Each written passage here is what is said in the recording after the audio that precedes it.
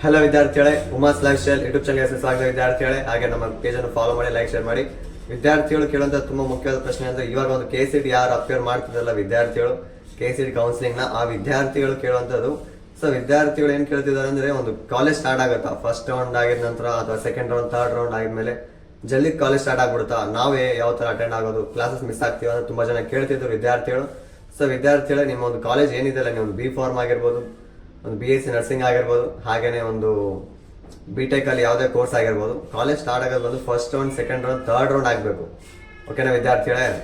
First round, second round, third round ಮುಗಿದ ನಂತರ college start ಆಗುತ್ತೆ. ಅಷ್ಟೊಂದು ಕಾಲೇಜ್ ಸ್ಟಾರ್ಟ್ ಆಗಲ್ಲ, ಏಕೆಂದರೆ ಇದೆಲ್ಲ ಕಂಬೈನ್ ಇರ್ತಾವೆ. KCET ಇಂದಾನೆ ಎಲ್ಲ ಅಪ್ರೂವ್ ಆಗಬೇಕಾಗುತ್ತೆ. ಸೊ ಹಾಗೆ ಎಲ್ಲ ಅಪ್ರೂವ್ ಆಗಿದ್ಮೇಲೆ ನಿಮ್ಮ ಕಾಲೇಜ್ ಸ್ಟಾರ್ಟ್ ಆಗೋದು ಕೂಡ ನೋಟಿಫಿಕೇಶನ್ ಬಿಡ್ತಾರೆ. ಸೊ ಹಂಗಾಗಿ ಕಾಲೇಜ್ ಸ್ಟಾರ್ಟ್ ಆಗೋದು ತುಂಬ ಲೇಟ್ ಆಗುತ್ತೆ. ಥರ್ಡ್ ರೌಂಡ್ ಮುಗಿದ ನಂತರ ನಿಮ್ದೆಲ್ಲ ಅಡ್ಮಿಷನ್ ಪ್ರಾಸೆಸ್ ಆಗಿ KCET ಎಲ್ಲ ಕೌನ್ಸಿಲಿಂಗ್ ಮುಗಿದ ನಂತರನೇ ಸ್ಟಾರ್ಟ್ ಆಗುತ್ತೆ. ಸೊ ಹಾಗಾಗಿ ನೀವು ಯಾವುದೇ ಥರ ಟೆನ್ಷನ್ ಬೇಕಾಗಿಲ್ಲ. ನೀವು ಈಸಿಯಾಗಿ ಒಂದು ಹ್ಯಾಪಿಯಾಗಿ ಕಾಲೇಜನ್ನ ಒಂದು KCET ಪ್ರಾಸೆಸ್ನ ಕ್ಲೀನಾಗಿ ಅಟೆಂಡ್ ಮಾಡಿ. KCET ಮುಗಿದ ನಂತರ ಕಾಲೇಜ್ ಸ್ಟಾರ್ಟ್ ಆಗುತ್ತೆ. ಓಕೆನಾ ವಿದ್ಯಾರ್ಥಿಗಳೇ? ಯಾವುದೇ ಕೋರ್ಸ್ ಆಗಿರ್ಬೋದು, ಎಲ್ಲ ಕೋರ್ಸ್ ಸೇಮ್ ಇರುತ್ತೆ. ಇದಕ್ಕಂದ್ರೆ ನಮ್ಮ ಗೌರ್ಮೆಂಟ್ ಅಪ್ರೂವಲ್ ಮಾಡಿದ ನಂತರ ಕಾಲೇಜ್ ಸ್ಟಾರ್ಟ್ ಆಗುತ್ತೆ. ಸೊ ಕಾಲೇಜ್ ಸ್ಟಾರ್ಟ್ ಆಗಿ ಲೇಟ್ ಆಗುತ್ತೆ.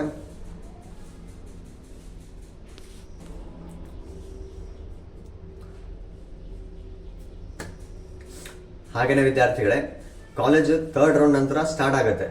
ಥರ್ಡ್ ರೌಂಡ್ ನಂತರ ಏನು ಎಕ್ಸ್ಟೆಂಡ್ ರೌಂಡ್ ಇರ್ತಾವಲ್ಲ, ಅವಾಗ ಮಾತ್ರ ಸ್ಟಾರ್ಟ್ ಆಗ್ಬಿಡುತ್ತೆ. ಅಷ್ಟರೊಳಗೆ ಸ್ಟಾರ್ಟ್ ಆಗ್ಬಿಡುತ್ತೆ. ಥರ್ಡ್ ರೌಂಡ್ ಮುಗಿದ ತಕ್ಷಣ ಕಾಲೇಜ್ ಸ್ಟಾರ್ಟ್ ಆಗುತ್ತೆ.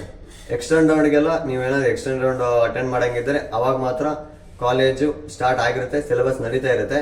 ನೀವು ಎಕ್ಸ್ಟೆಂಡ್ ರೌಂಡಲ್ಲಿ ಅಟೆಂಡ್ ಆಗಿ ಒಂದು ಸೀಟ್ ಅಲಾಟ್ ಆದರೆ ನೀವು ಅವಾಗ ಮತ್ತೆ ಹೋಗಿ ವಾಪಸ್ ನಿಮ್ಮ ಕಾಲೇಜಲ್ಲಿ ಜಾಯ್ನ್ ಆಗ್ಬೋದು. ಸಿಲೆಬಸ್ ಆಲ್ಮೋಸ್ಟ್ ಈಸಿನೇ ಇರುತ್ತೆ ವಿದ್ಯಾರ್ಥಿ. ಫಸ್ಟ್ ಇಯರ್ ಅಲ್ಲ, ನಿಮ್ಗೆಲ್ಲರಿಗೂ ಈಸಿ ಇರುತ್ತೆ. ಕಾಮನ್ ಸಬ್ಜೆಕ್ಟ್ಸ್ ಇರ್ತವೆ ಎಲ್ಲರಿಗೂ. ಸೊ ಹಂಗಾಗಿ ಅದಕ್ಕೆ ಟೆನ್ಷನ್ ಬೇಕಾಗಿಲ್ಲ. ನೀವು ಈಸಿಯಾಗಿ ಹ್ಯಾಪಿಯಾಗಿ ಕೌನ್ಸಿಲಿಂಗ್ನ ಕರೆಕ್ಟಾಗಿ ಅಟೆಂಡ್ ಮಾಡಿ ಒಂದು ಯಾವುದೋ ಒಂದು ಕಾಲೇಜನ್ನು ಕರೆಕ್ಟಾಗಿ ಅಲಾಟ್ ಮಾಡ್ಕೊಳ್ಳಿ. ಒಂದು ಬಂದಿರೋಂಥ ಕಾಲೇಜ್ ಅಲಾಟ್ ಮಾಡಿಕೊಂಡು ಕಾಲೇಜ್ ಅಡ್ಮಿಷನ್ ಆಗಿ, ಹಾಗೆಯೇ ಎಲ್ಲ ಈಸಿ ಆಗುತ್ತೆ. ಸೊ ಹಾಗೆಯೇ ಪೇಜನ್ನು ಲೈಕ್ ಮಾಡಿ, ಶೇರ್ ಮಾಡಿ. Thank you.